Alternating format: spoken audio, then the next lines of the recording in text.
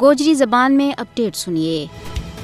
بھارت کے زیر تسلط جموں کشمیر میں جاری آزادی کی ہمگیر تحریک میں کشمیری عوام کا لا نہیں ہے، بلکہ مملکت خداداد پاکستان کشمیری عوام کی بھارتی جبر کے خلاف منصفانہ جد و جہد میں ان کا شانہ بشانہ کھڑو ہے۔ پہلگام فالس فلیگ آپریشن تو بعد دنیا کی توجہ ایک بار پھر مسئلہ کشمیر کی طرف مبذول ہو گئی ہے۔ کشمیر کا مظلوم و محکوم عوام کی مدد و حمایت کرنی پاکستان اپنا قومی فریضہ سمجھے ہے۔ کشمیریوں کی تکلیف نہ پاکستان اپنی تکلیف تصور کر رہی ہے۔ یہی وجہ ہے کہ بانی پاکستان قائد اعظم محمد علی جناح نے کشمیر نہ پاکستان کی شہرگ قرار دی تو پاکستان کا ہر وزیر اعظم نے دنیا کا ہر پلیٹ فارم پر اس گل کی وکالت کی ہے کہ اقوام متحدہ کی قراردادوں کے مطابق تنازع کشمیر کا منصفانہ حل تو بغیر جنوبی ایشیا میں امن کو قیام ناممکن ہے۔ اس کے علاوہ پاکستان کا موجودہ army chief general Asim Munir اورا نے بنگار کے کیا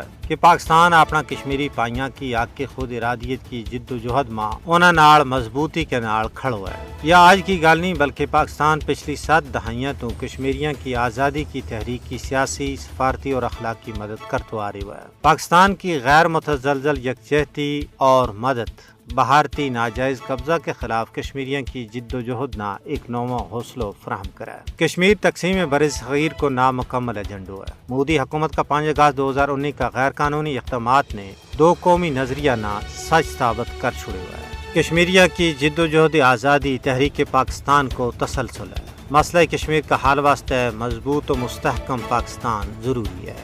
مقبوضہ ریاست جموں کشمیر نہ ایک دن ضرور پاکستان کو حصہ بننا ہے۔